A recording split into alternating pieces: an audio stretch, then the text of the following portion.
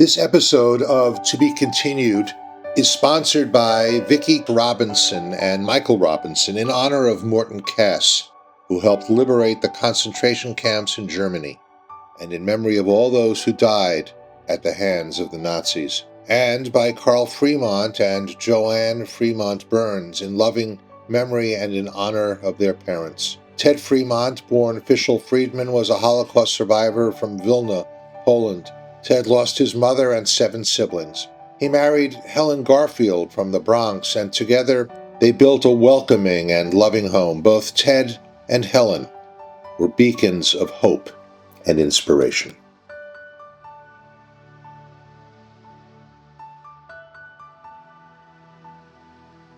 Today's conversation is about friendship, survival, and what it means to carry memory forward, not as history alone, but as life. When we think of Anne Frank, we often think of her diary, her hiding, her tragic death. But Anne Frank was also a girl with friends who loved her and who laughed with her and who survived her. One of those friends was Hannah Pick-Goslar. Hannah survived Bergen-Belsen, where she and Anne had a final, heartbreaking encounter through a fence. Hannah lived. Anne did not. And that single fact shaped Hannah's life and the lives of her children and grandchildren to be continued for generations. Welcome to this podcast, To Be Continued, Reflections on Growing Up with Holocaust Survivors, where we explore the intersections of memory, identity, and resilience. Our goal is to lift up the experiences of children and grandchildren of Holocaust survivors, and to ask, how did those memories form you? How did resilience create you as the person you are today? And what is the legacy that you will leave to those who come after you? I'm your host, Rabbi Jeff Salkin. Today we're joined by Dina Kraft, a journalist and veteran correspondent who has written for the Christian Science Monitor, the New York Times, the Los Angeles Times, and the JTA, among others. Dina is the co-author of My Friend Anne Frank, who writes not only as a storyteller, but as a third-generation descendant of a Holocaust survivor. We also welcome Ruthie Meir, Hannah Pick-Goslar's daughter, a second-generation descendant who grew up in the shadow and the strength of her mother's experience. Ruthie was her mother's right-hand assistant before enduring the writing of the Anne Frank book. All of them live in Israel. And that matters. Because this is not only a story about what was lost, but about what was rebuilt. It's about how trauma travels through generations, yes, but also how resilience makes that same journey. How survivor's guilt lives alongside gratitude. How memory gives birth to responsibility, and how Jewish life continues publicly and unapologetically after catastrophe. This is a conversation about intergenerational trauma, but it's also about intergenerational strength. It's about the burden of telling the story, and it's also about the moral courage that we need to carry that story forward with honesty, compassion, and humanity. Welcome, friends. It's great to have you on To Be Continued. Ruthie, your mother, Hannah Pick-Goslar, wrote in her book, My Friend Anne Frank, that Anne Frank had become a symbol in many ways of all the hope and promise that was lost to hatred and murder. I would certainly agree that she has become the overriding symbol of the Holocaust. Talking about her story, our story would later become a thread that bound me to her and kept our friendship alive long after she was gone. So tell us a short version of your mother's story, from her birth in Berlin to the Netherlands, how she met Anne Frank, and their last meeting in Bergen-Belsen. My mother was born on 1928 in Berlin. She had a lovely childhood. And her father was very high official in the German Otto Braun government.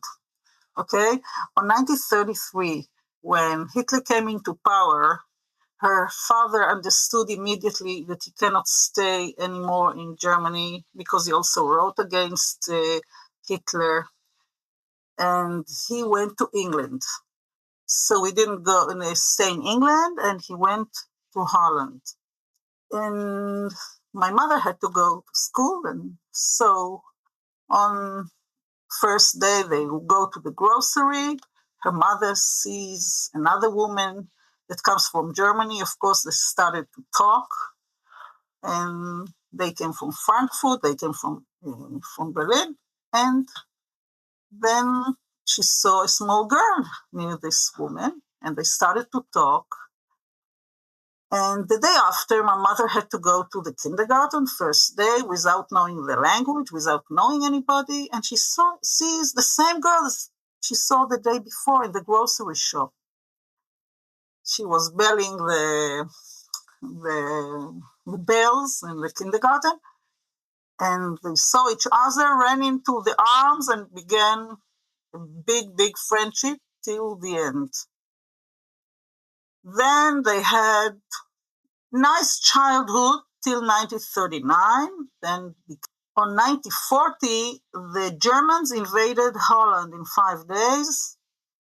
The families were very much very friendly. So every Shabbat, the Frank family came to my grandfather's home. And every Sunday, my mother used to go to what is today the Anne Frank's house. It was the office of Mr. Frank.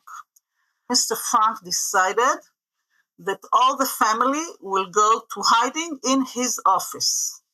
The school, now it was the Jewish school, every day, one of the pupils or more were just gone.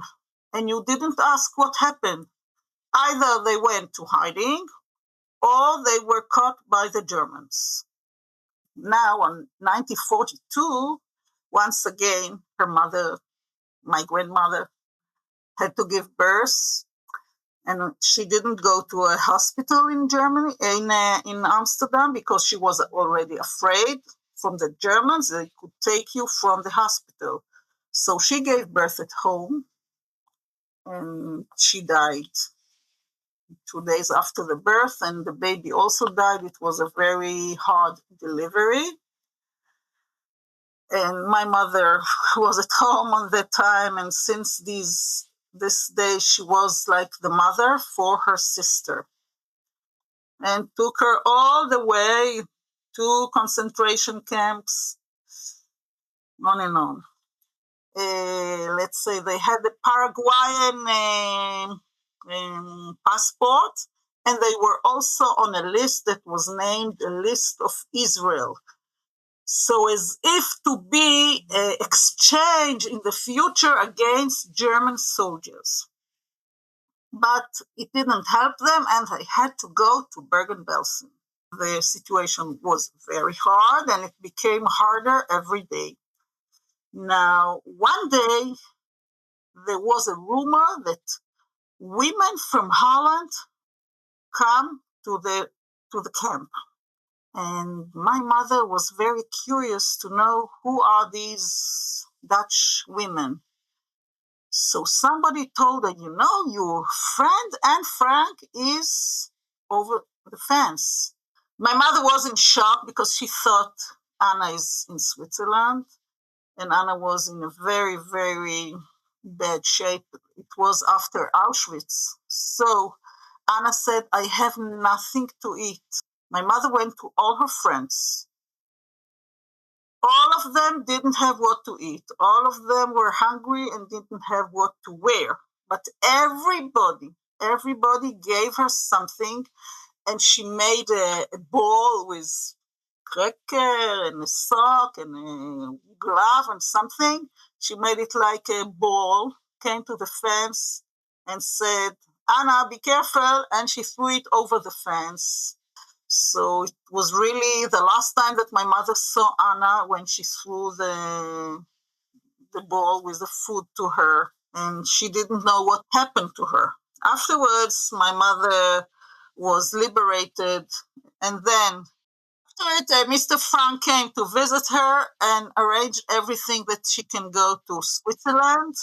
And then she went to Israel because this is how she was raised. She was a nurse in Israel. Then my mother got married, had 3 children. She became a nurse and was doing a very good job. This story is about an iconic Jewish figure, perhaps the most iconic Jewish figure of our time. So I need to ask you, as you were growing up, how present was Anne Frank in your family life? Not as an icon, not as a historical figure, but as your mother's childhood friend. Tell us briefly about the presence of Anne Frank in your family when you were growing up. It was from the beginning. From the beginning, when I was 1 year old, my mother went already to the United States to talk about Anna, to talk about the Holocaust with my father. And since then, all the time, it was like a sister of ours, like an aunt of ours. And Mr. Frank was like the big uncle that was in the picture all the time, with writing and with sending people all the time. It was just one of the family all the time till today, even for my children and grandchildren. I can imagine that's true. Dina, as you worked with Hannah on My Friend Anne Frank, how did she describe the way her friendship with Anne lived on inside her, not just as a memory, but as responsibility? How did it shape how family understood loss and remembrance and moral obligation? Yeah, I mean, for her, the last time she saw Anna, of course, was at this very dramatic moment where the two girls on either end of a fence crying in this freezing rain on others, at Bergen-Belsen, and they were still so hopeful. They talked about meeting at school the next fall. That's how like sort of where their heads were. They were still optimistic they would come out of this hell. Of course, Anne didn't come out of this hell, and she didn't get to tell the story of really before or after the annex. She told the story of being inside the annex, and that's a very kind of like small prism. Of course, you read into Anne's like deep inner world, but all of that life that came before, that incredibly rich dynamic of a German Jewish enclave in Amsterdam where they lived as the daughters of German immigrants, and the games they played and the life that they lived in the shadow of this war that was approaching all the time.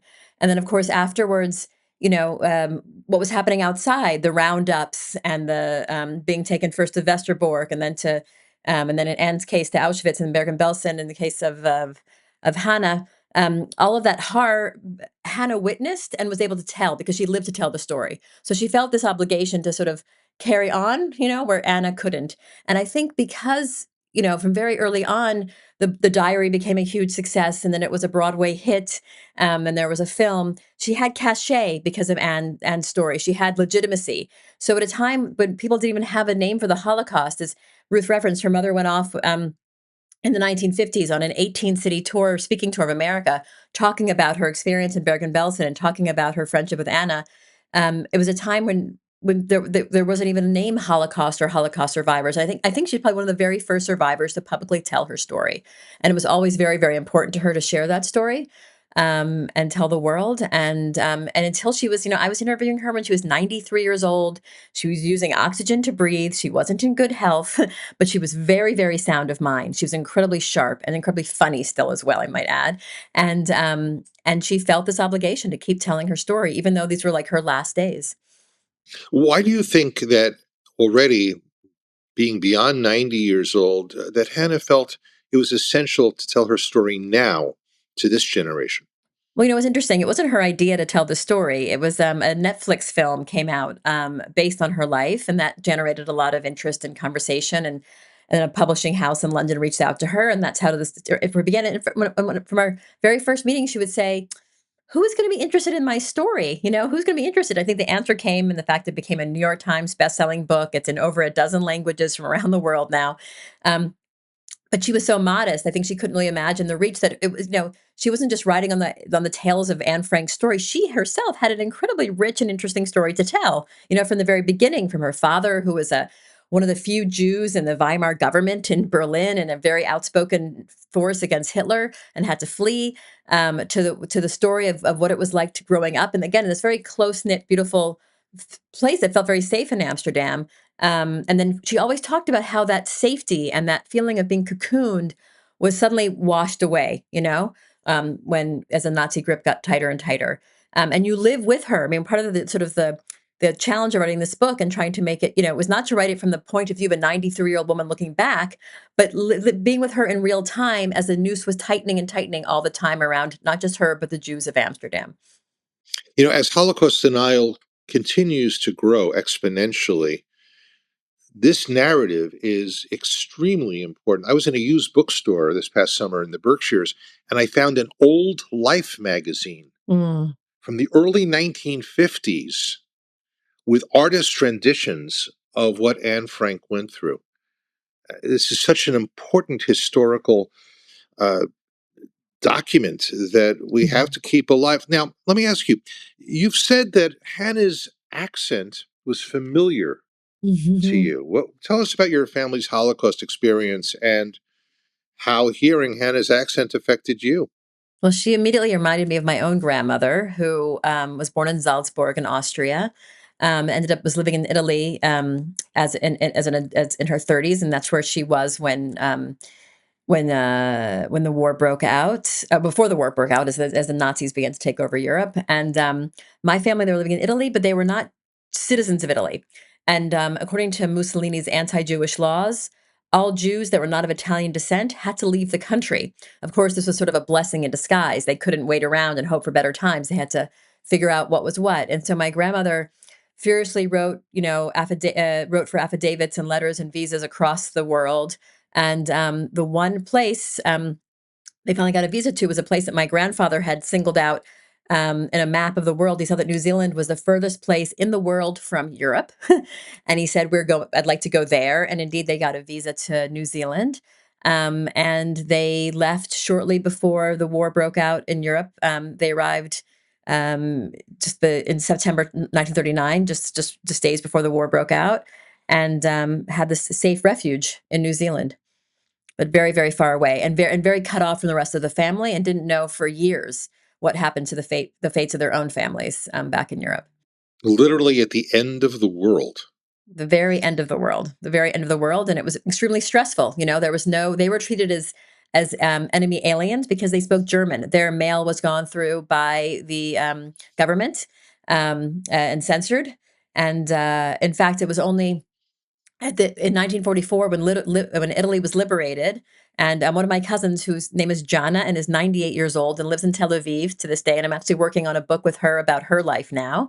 She's actually a year older than Hannah, and she was a 17-year-old girl and spotted a New Zealand soldier in the square in Florence the day that Florence was liberated. And she went up to him and said, "I have an aunt in New Zealand. Can you please pass on word that our family is alive and well?" And that is the first news that my family got, that their family, or part of their family, survived.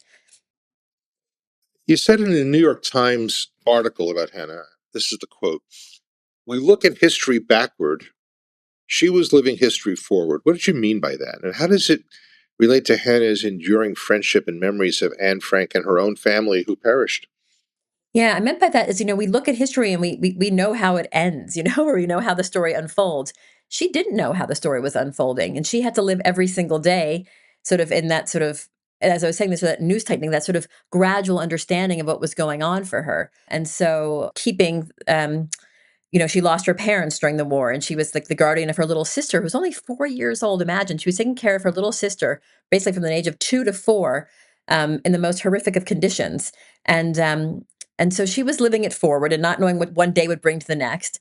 And that was sort of, in the challenge of writing this book and trying to make it captivating to people, to make it sort of feel like a thriller as it was, and keep people's attention. I wanted to keep the camera, as it were, on Hannah as she was experiencing it, as she was going forward, and not knowing what was happening, not knowing what was going to be next. But Hannah had incredible determination and focus. And also, she talks a lot about, survival was a group activity, as it is to, as we saw now in the stories of the hostages coming out of Gaza. Those that were with others, really talk about how they leaned on each other. And the story, of real like female solidarity in the barracks at Bergen-Belsen, that when she sees Anne Frank and her friend Anna, cold and shivering and starving in Bergen-Belsen and begging her for some food, she goes back to the barracks and is able to collect food from all the people who had barely had no food themselves, but had hidden a little crust of bread here and a little bit of dried fruit there and a wool sock here. And they were able to sort of together, help this young woman who they didn't even know. So I think, part of the story of survival is community, and how Hannah found community, even when her own blood family was gone. So this is for both Ruthie and Dina, both.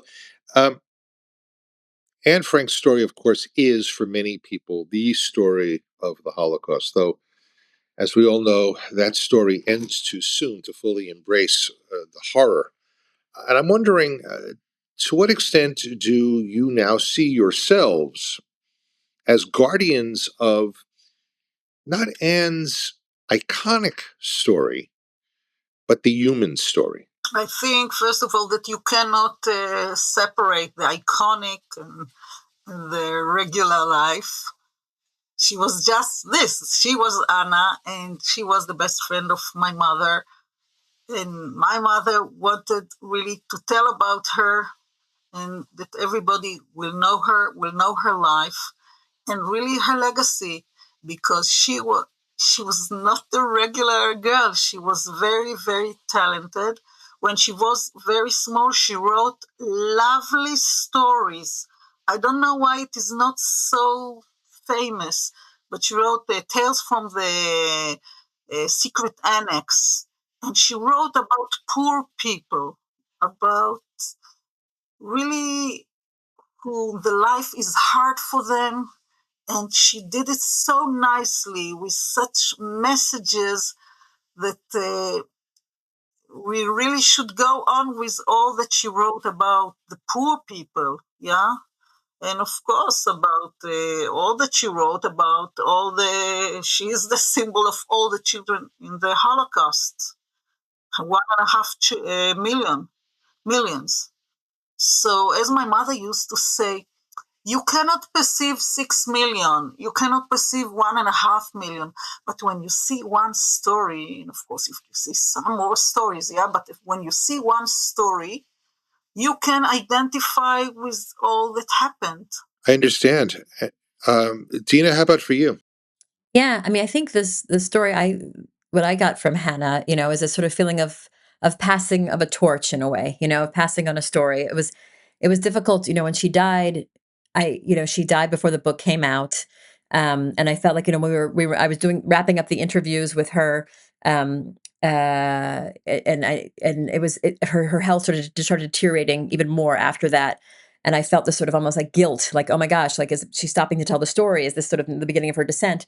And then someone from actually Yad Vashem told me maybe she felt like now that her story was in good hands, she could have her final rest, as it were.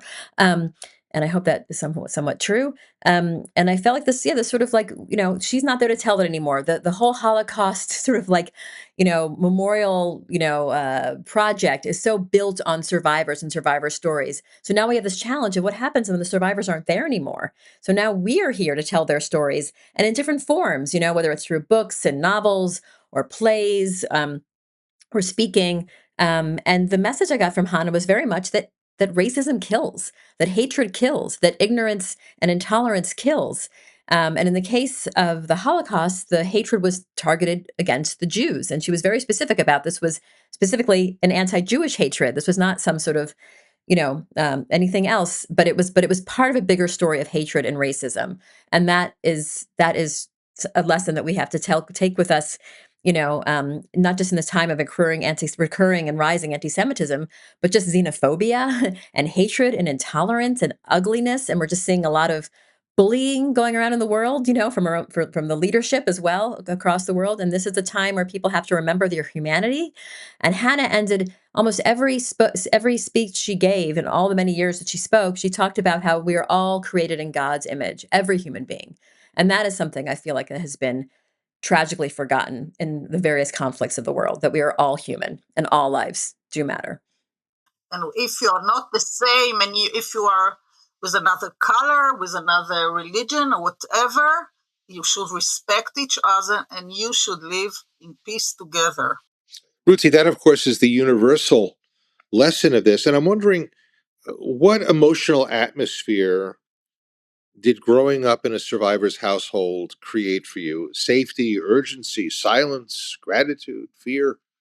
I must say that, as I know, a lot of survivors even never talked about what happened to them. They said, oh, we don't want that our children will suffer, even by hearing what we have endured. But my mother was talking about her story as I remember myself. So it wasn't like that. And my mother was a happy woman. She was full of life. She was very energetic. She was doing all this all the time something and helping someone. And so we I think we grew, let's say, in a normal house. I must say there were the anxieties, when you go somewhere and tell me when you come and like this, but not something very, very not normal, let's say, as I look at this. We had a happy house. I think the resilience of my mother gave me a lot of strength. Dina, in your conversations with Hannah, did Hannah ever express guilt about being the one who lived to tell the story? She didn't have survivor's guilt. She didn't have guilt. We talked about that. And I think she felt that sort of God was with her. She was also a religious Jew, it's important to note. Very, and her faith was always sort of like a North Star for her. And so I think she sort of save time, as it were, sort of psychologically. In fact, that she didn't have the survivor's guilt, that she felt like she had a mission, she had a purpose, she had to take care of her sister, which she did very admirably and very beautifully. And so she was sort of spared that agony, I think, of survivor's guilt. And I think also having this very clear vision of her life passed down from her father, who was an ardent Zionist, that the land of Israel, that was the goal. And then she had, she came to Israel as a young woman and she built up her life and career as a nurse. She was always giving back. She also was very much the story of Israel's creation and Israel's development, working as a nurse specifically for young children and for babies and for immigrant families from all over the world, and was part of that melting pot story. So she always had meaning and purpose. And she had a very good marriage and she had a beautiful family. And she poured her heart and her love into that. And again, I think because she was sort of singled out early on as this friend of Anne Frank's, and was sort of given this mission from Otto Frank to tell the story that Anne wasn't there to tell anymore. That gave her meaning and purpose, and so she was unburdened with that terrible burden of survivor's guilt. Dina, what do you hope our listeners, and especially the children and the grandchildren of survivors, will take away from Hannah's story? How can stories like this help counter denial and anti Semitism? What's its role? I think its role is to tell a very gripping and very real story through a child and sort of an adolescent's eyes. So again, it's sort of making it feel more real and more immediate and not sort of some sort of abstract thing. When you hear about, for example, she witnesses an older woman being deported, deported, being taken off the streets and thrown into the back of a Nazi vehicle, and she's seeing her neighbors disappearing. And I'm sorry to say that, like today, we have, in America, for example, we have people being disappeared into ICE vans. And I think, when I was growing up, this time felt very distant and very far away, that we were in this sort of era of progress and liberalism, and the world was going and sort of had learned the lessons of this terrible, this terrible, unprecedented slaughter, right, of millions and millions of people, and now we're in an age where, totalitarianism and wanton destruction are sort of, the warning calls around us, right? So I hope this sort of tells the story of what happened before, and the brave people who did speak out, and the people who did help each other out in different ways.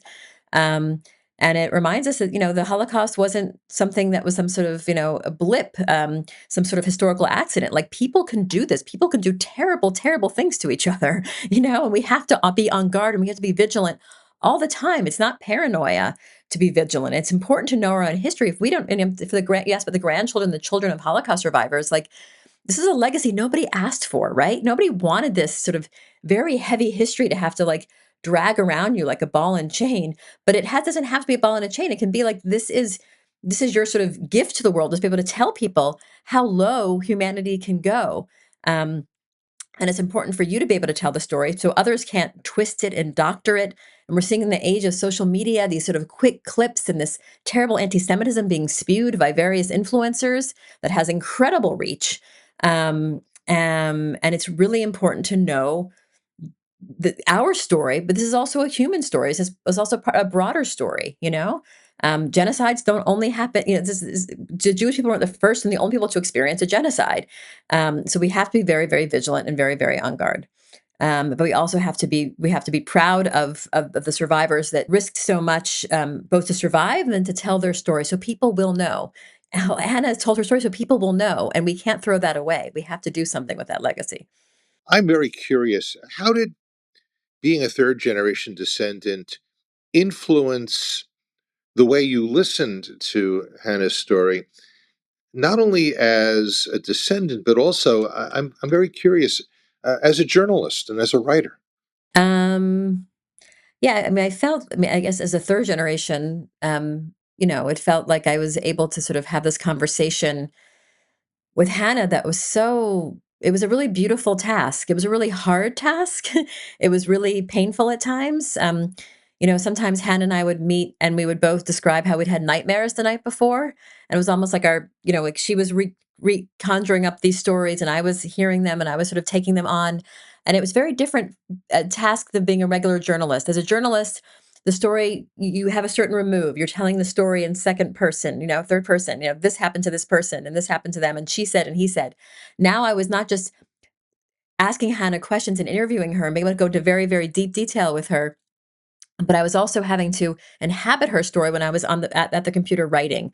I had to become Hannah in a way. I had to sort of imagine her. I had to take on her emotions, and her feelings and her impressions, and sometimes imagine them when she couldn't even imagine them, or she had trouble sort of tapping those emotions herself. Um, and so it was painful and it was difficult. I remember one particular time I'd come across, in my internet sleuthing, a list of all the children that were the birthday party at and I call her Anna because that's what Hannah called her. They were Hannah and Anna, and they had other good friend Sana. They were Hannah, Anna, and Sana. And Sana was also murdered in the Holocaust. So Sana was one of the girls that was at this birthday party, and girls and boys. And this list on the internet described what the fate of each of these children, which very much mirrored the fate of Dutch Jewry. 75% of Dutch Jews were murdered in the Holocaust. That was the biggest number in Western Europe. And there's a lot of we can go into sort of why and how that may have happened. And of course, that story was glossed over by the story of Anne Frank. Even Hannah didn't realize until recent years the actual data, the actual numbers behind it. And, the story of, like, people think, oh, the Dutch just were constantly hiding people. No, Anne Frank's family story was a complete anomaly. Most Jews were not hidden, in Holland, or protected by their neighbors. The opposite. And so yeah, so taking on her story in that moment of reading the fate of all these different children, most of them slaughtered, I remember just like collapsing into a heap and just sobbing. It was just so painful to sort of realize and I decided that should be the very end of the book, an elegy for a birthday party. What happened to these different children, and I also paired it with what Anna herself wrote about these children. She had, like, in her diary, she had like what we call, like, in more modern parlance, a slam book about what she thought of them. This one was a gossip, this one was a flirt, this one was this one was that. But the toll of how many people were lost, and again, the loss, as Ruchi talks about, these incredible people that were lost to us, like, what Anne Frank would have become, what she could have become. Um, so as a journalist, it was a very beautiful task and a very difficult task, but it felt really like something borderline of obsession. Like, I wanted to get my hands on every scrap of paper and every, letter she had written and every sort of photograph I could get from her, but also tales of others who had gone through simultaneously what she was going through, diaries and lots of testimonies of people from her neighborhood in Amsterdam and people who were in the barracks with her. And also, she tells a story. And one of the things she was doing in the last months of her life, besides talking to me, was speaking to a German documentary crew about the lost train. This train, this journey of 13 days, the very, very last days of the war, careening through the Eastern German countryside. And while bombs were falling, and it wasn't really clear what the goal of this train was. I mean, eventually, I think the idea was to bring them to some sort of to Theresienstadt and killing them there. Um, but she in telling her story, and telling all these moments, I felt like it was an amazing opportunity to sort of like be inside the story, but it was also painful. It was also difficult, but also incredibly important. It was a mission of a lifetime, really. Dina, it's hard to imagine this, of course, and there's something almost sacrilegious about imagining it. I wonder if had Anne survived, had Margot survived, would they have wound up in Amsterdam, London, Melbourne, or perhaps in Tel Aviv? Hmm. Yeah, it's impossible to know, but what we do know is that Anna felt very, very Dutch, and she imagined that this book would come out in Dutch after she'd read a novel based on the secret annex, um, and she felt herself very much to be Dutch. I don't know, how she would have come out of, no one can know how she would have come out on the other side of things, but I think she would have told her stories. I think that was like so central to her. She was such a writer, and it's sort of a misnomer. We call it like the diary of a young girl. She was a young girl, but she really matured, like as if she was in a hothouse in that annex. A teacher of Hannah and Anna's later was asked by Hannah. Anna seemed, not like an extraordinary kid. She was a kid who was very, very smart and witty and always kept a notebook by her side, and she wouldn't let anybody read it on the playground. But she didn't seem extraordinary. She exhausted the adults around her. She would be in today's language, we probably called a spirited child. Like very intense and kind of overwhelming. And so Hannah's teacher after the war said that, she seemed like she was a special smart girl, but no one, this sort of extraordinary ability she had to sort of put emotions to words and to express the what she was going through. She described it as like because she was, in this little hothouse of intensity inside the annex for those 2 years. Um, and I think, and the fact that she didn't just write her story, in real time, she goes back and she edits and she revises. That's what makes it even more of an interesting story. She hears, so there was a radio address. Everyone in the attic was listening to this radio address um, from this Dutch minister in exile saying, "Dutchmen, please keep your diaries and your letters so that after the war, people know what happens." And then she goes through and she starts, adding background material about the Jews of the neighborhood, about the Jews about the anti-Jewish laws. She starts adding context like a real journalist would, and adding sort of suspense and key pivotal moments in the story to make it even more engaging. Again, imagining this will be the basis of a novel when she comes out. So we don't know where she would have physically landed, but I think we know that she would have been an incredible storyteller had she lived. Hannah had a dose of prophecy in her, and she prophetically worried, and she was right, that as time passed, people would care less about the Holocaust. I have seen this in my own lifetime. In fact, I think I've seen it more in the last several years than I ever dreamed I could have experienced this. And to be true to our mission, this is one of the main purposes of this podcast. We stand up for memory to make sure that this amnesia, this moral amnesia, does not happen. So is this book a warning? Is it a bridge? Or is it both? Bridge, because it shows, that it didn't have to be this way. It didn't have to. It didn't. If various things had happened differently, Hitler could have been stopped and all of that. But it's a voice from time. It's a voice from the past that bridges us to this current moment, and tells us and whispers in our ear very, very loudly, don't forget, and remember what happens when hatred and racism and cruelty and totalitarianism run amok. This is not a good formula. Stop, stop. And we're in this time in the world now where we're seeing really terrible things, happening and on the brink of happening as well.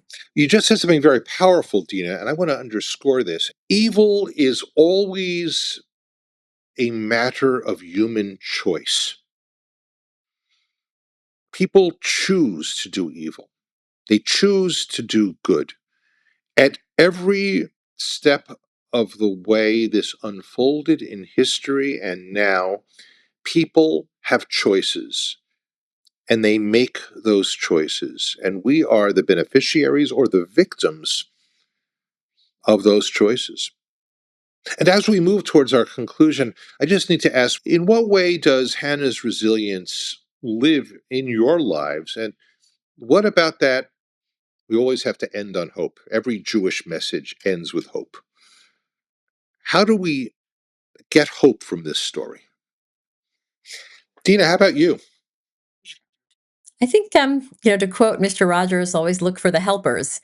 And I think there's a lot of story of helpers in this book. There's a story, of Hannah's father herself, who sets up with a fellow refugee friend, an agency to help fellow German Jewish refugees who are trying to find their way, in Amsterdam.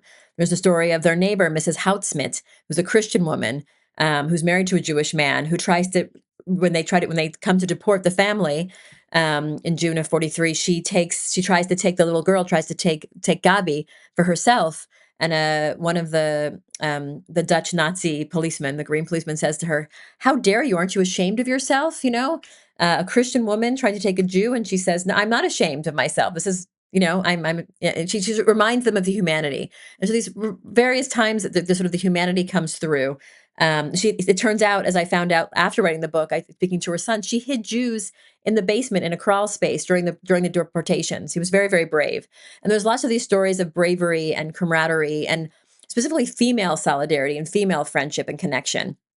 And so that gives me a lot of hope. I'm currently working on a project with Emily Damari, who's a hostage who came back from Gaza.